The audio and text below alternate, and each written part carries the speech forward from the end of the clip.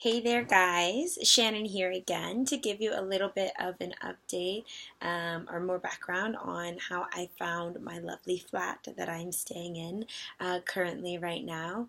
Um, I guess I'll start from the beginning of when I booked my one-way ticket over here, which was at the end of June.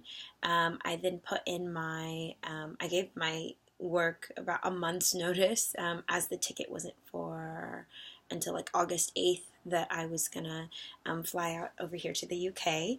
And then with that, I just jumped right in. Having done my research, as I mentioned previously, on various different avenues, I kind of narrowed everything down in terms of criteria and preference and search into two different avenues, which were Facebook was one. I had not necessarily put an advert out, but I had just checked various different groups that I had been, I guess, added to or like looked to go into a group that were for expats that were living here in the UK. And a lot of times you'll find that people post rooms or, spare rooms. Speaking of spare rooms, the other avenue I used was Spare Room. Which is very big out here in terms of looking for shared accommodations. And it's different. In the States, we say we're looking for roommates, but here that means you're actually sharing a room with somebody, which I didn't want to do. Here you would just say you're looking for a flatmate. So in my flatmate search, which is just sharing a flat with somebody and having your own space, I used both Facebook and Spare Room to kind of either keep an eye out for adverts that were listed, as well as on Spare Room list my personal profile so that other people that were looking for flatmates could I would come up as a candidate for them to take a look, which is actually how it ended up working for this particular flat. The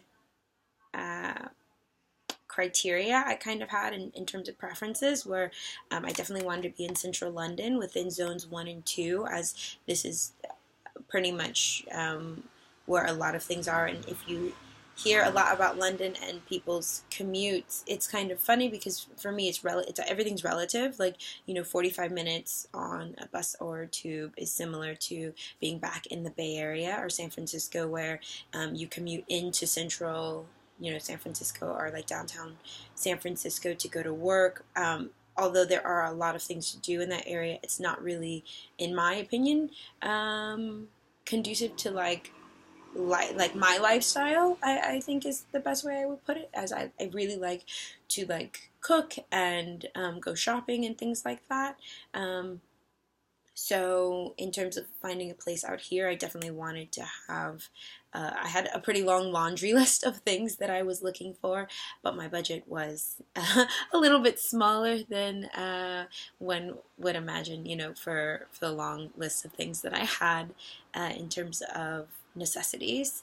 I went to three separate flats before settling on this particular one, and it kind of just worked out. It was like I felt like Goldilocks and the three little bears and everything. Like finally, I came to this third flat and it was just right.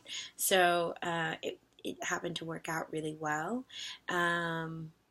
I definitely would be happy to go into a little bit more detail, and I feel like that could be like a part two maybe, in terms of like each different flat that I went to and why I ended up choosing this particular one. Go ahead and just stay tuned, and maybe I'll put up a part two as to why each particular flat search, how it went down and everything. Keep watching, and feel free to check out my counterpart Yasmin's journey from here in London over to the US, LA specifically, in the link below, as well as hit subscribe for me. All right, I'll talk to you guys later. Bye.